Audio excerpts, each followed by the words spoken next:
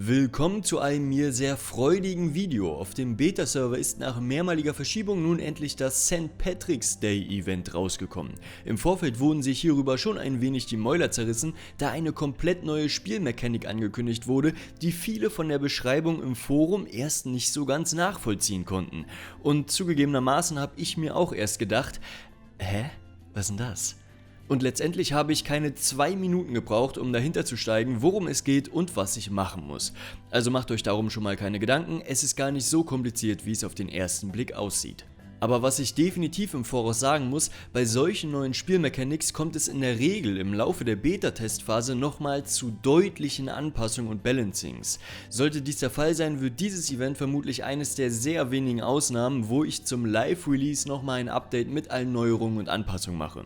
Aber erstmal zu den bekannten Sachen. Es gibt natürlich auch wieder eine Questreihe mit 56 Quests und das Event wird 20 Tage laufen. Wann es auf den Live-Servern startet, ist natürlich noch nicht bekannt.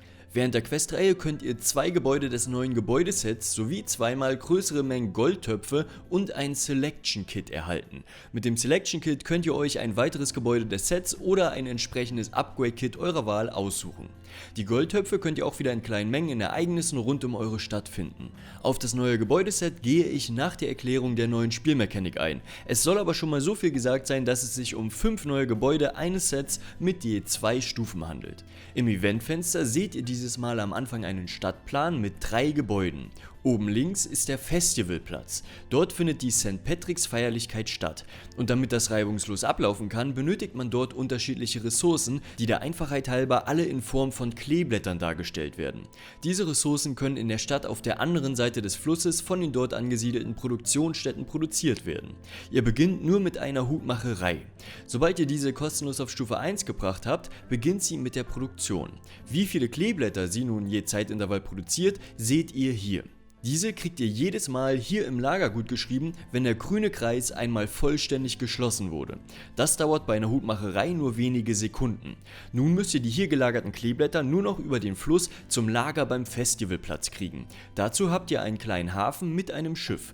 Sobald ihr dieses auch auf Stufe 1 gebracht habt, wird es beginnen, eine Fuhre Kleeblätter aus dem rechten zum linken Lager zu fahren. Jedoch kann das Schiff nur eine begrenzte Menge Kleeblätter je Fahrt transportieren. Diese Menge seht ihr hier beim Hafen. Sind die Kleeblätter im Lager beim Festivalplatz angekommen, müssen sie noch zum Festival selbst gebracht werden oder besser gesagt, eurem Konto gutgeschrieben werden. Auch dies dauert ein bestimmtes Zeitintervall, welches durch den grünen Kreis beim Festivalplatz angegeben wird. Immer wenn ein Zeitintervall abgeschlossen ist, wird euch dann hier eine angegebene Menge Kleeblätter gutgeschrieben. Mit den gut geschriebenen Kleeblättern könnt ihr nun eure Gebäude weiter verbessern, um entweder mehr Kleeblätter zu produzieren, mehr Kleeblätter transportieren zu können oder mehr Kleeblätter umwandeln zu können. Damit diese Produktionskette jedoch auch weiterläuft, wenn ihr nicht online seid, müsst ihr Manager für die Gebäude einstellen. Sonst müsst ihr für jeden Produktionsdurchlauf erneut auf das Gebäude klicken. Die Manager kosten Goldtöpfe, die ihr bei der Questreihe und in Ereignissen rund um eure Stadt bekommen könnt. Außerdem könnt ihr diese auch mit weiteren Goldtöpfen upgraden, um die Produktion des jeweiligen Gebäudes zu steigern oder die Produktionszeit zu verkürzen. Mit besseren Managern kriegt ihr vom jeweiligen Gebäude also schneller mehr Kleeblätter. Im Falle des Hafens bedeutet das natürlich, dass euer Schiff schneller fährt und noch mehr transportieren kann, und beim Festivalplatz sorgt der Manager dafür, dass ihr schneller mehr Kleeblätter umwandeln könnt. Die Manager haben eine Höchststufe. Habt ihr diese erreicht, könnt ihr das Gebäude nur noch verbessern, indem ihr das Gebäude selbst mit Kleeblättern weiter upgradet. Außerdem kommen nun auch weitere Gebäude dazu, die alle jeweils eine etwas längere Produktionszeit als die bisherigen Gebäude haben, doch dafür auch deutlich mehr Kleeblätter in diesem Zeitintervall produzieren. Neben der Hutmacherei gibt es dann noch einen Blumenladen, einen Getränkeladen, eine Bäckerei und einen Feuerwerkshop. Es lohnt sich immer direkt das nächste Gebäude zu bauen, sobald ihr genug Kleeblätter zum Freischalten habt, da ihr so schlagartig deutlich mehr Kleeblätter produziert. Bedenkt allerdings, dass das auch immer bedeutet, euren Hafen und euren Festivalplatz zu upgraden, da sich sonst dort die Kleeblätter in einem der beiden Lager stauen. Produzieren eure Gebäude schneller Kleeblätter, als das Schiff diese zum Festivalplatz bringen kann, so müsst ihr euren Hafen oder dessen Manager upgraden, um mehr Kleeblätter verschiffen zu können.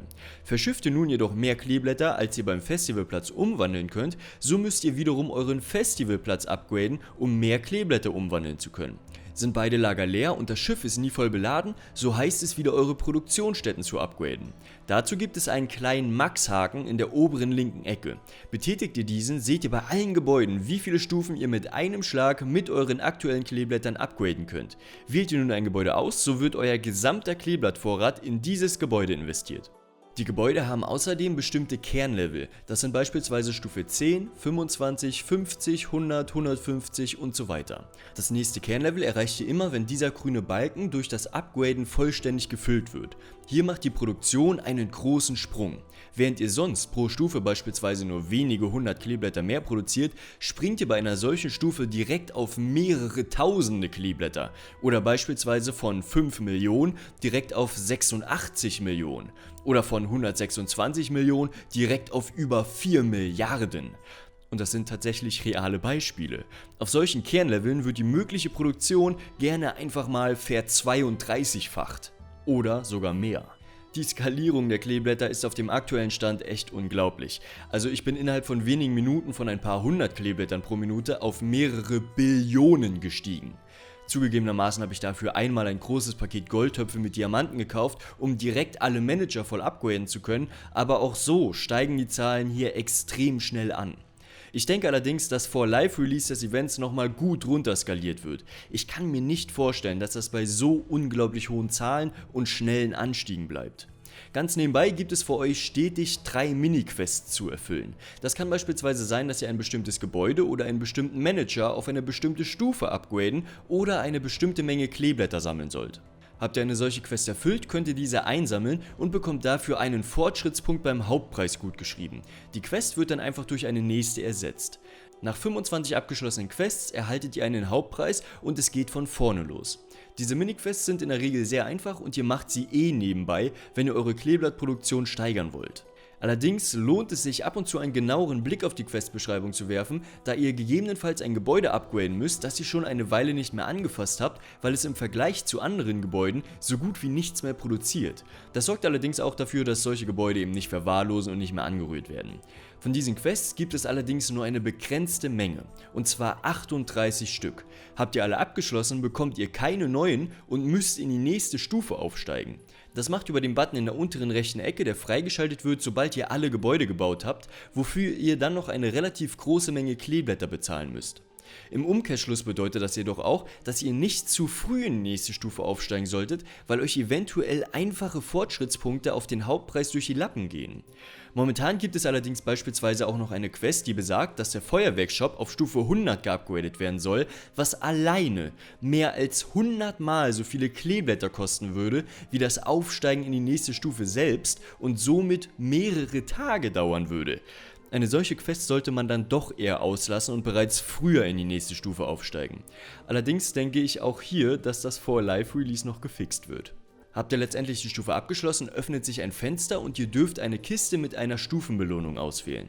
Euch stehen 6 Kisten zur Auswahl und die erste Kiste ist kostenlos.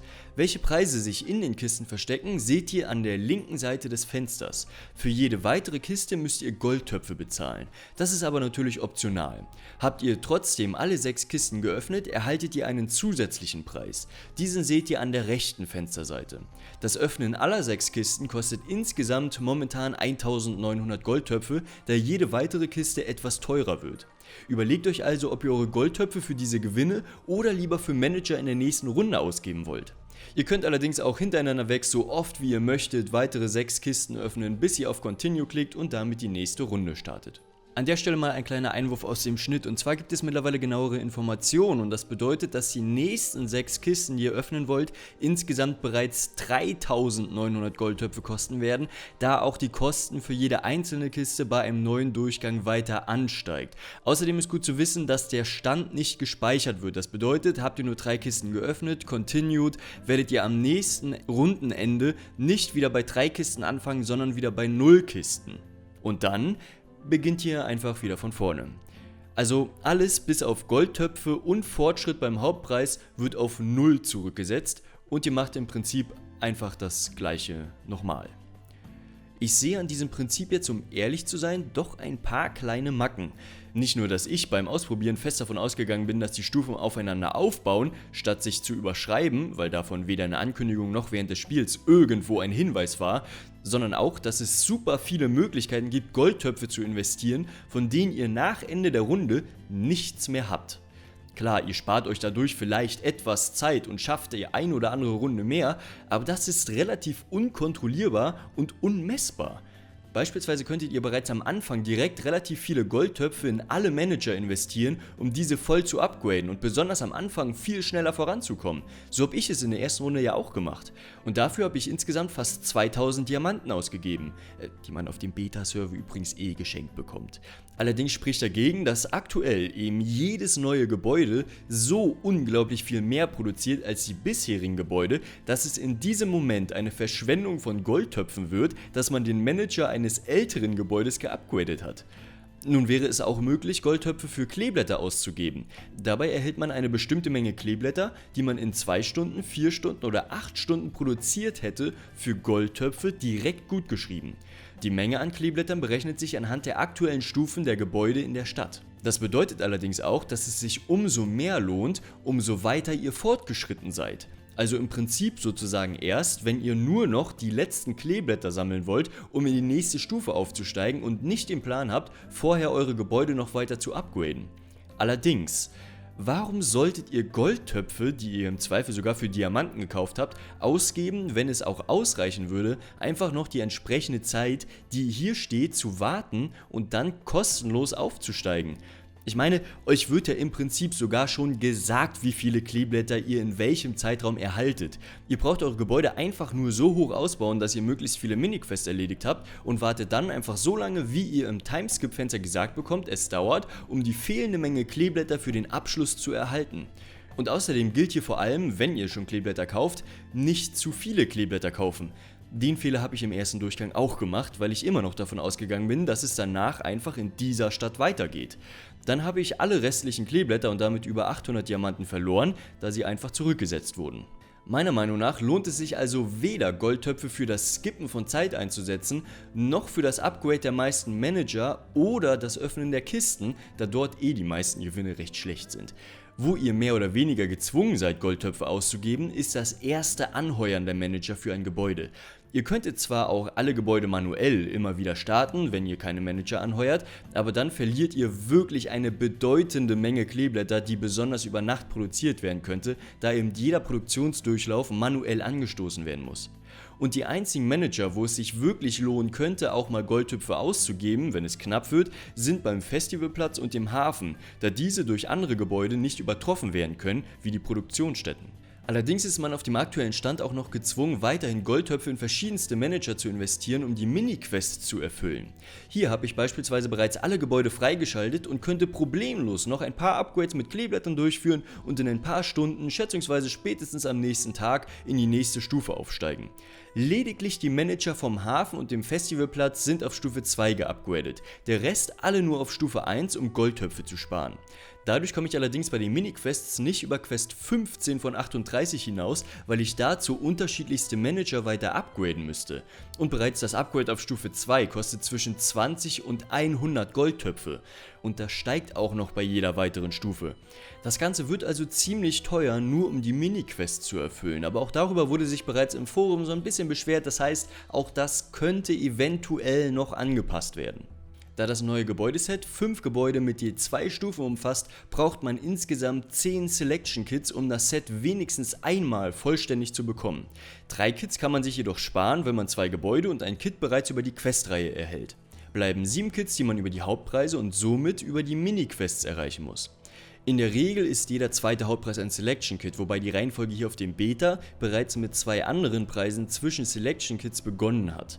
Also ist die Angabe auch nicht so ganz zuverlässig, aber denken wir mal optimistisch, dass irgendwann auch nochmal 2 Kits hintereinander kommen.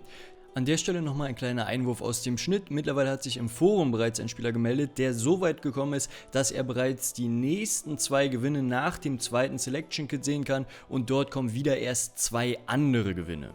Das bedeutet, dass scheinbar auch der Zyklus der Hauptgewinne angepasst wurde und nicht mehr jeder zweite Preis ein Selection Kit ist, also der Hauptpreis, um den es sich vor allem dreht, sondern nur noch jeder dritte Preis, was allerdings auch schon für etwas Unmut im Forum gesorgt hat und ich denke auch das könnte noch rebalanced werden.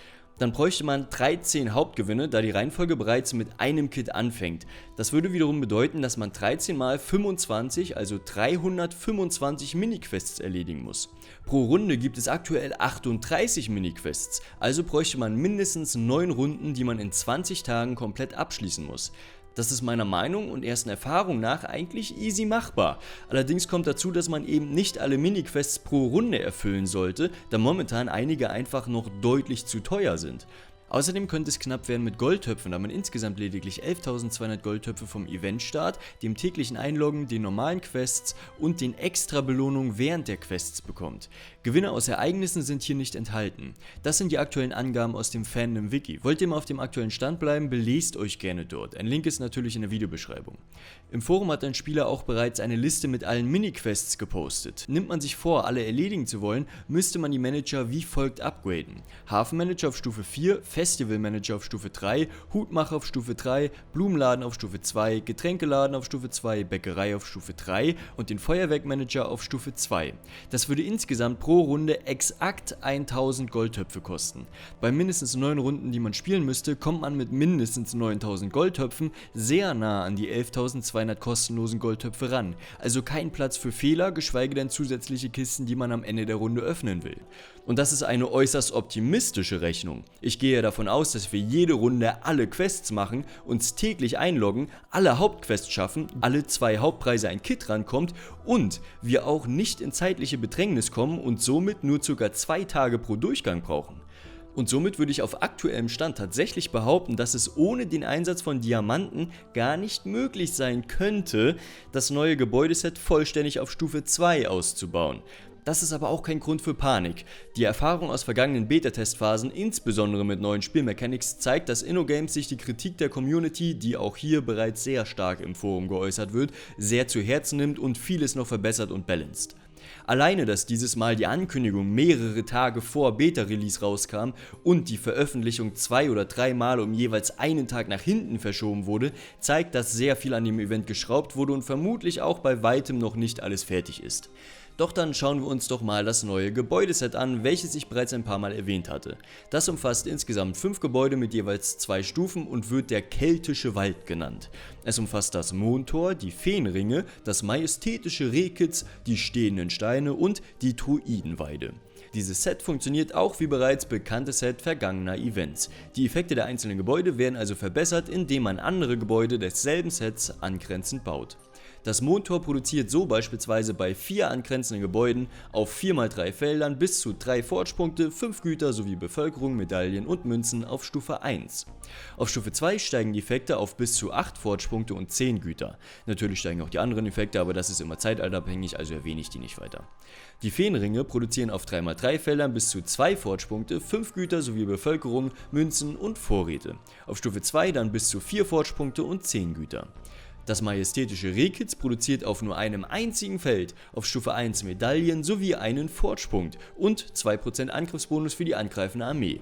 Auf Stufe 2 dann 2 Forge-Punkte und 4% Angriffsbonus. Damit ist es übrigens das Gebäude mit der besten Forge-Punkt-Produktion pro Feld, wenn ich mich nicht täusche.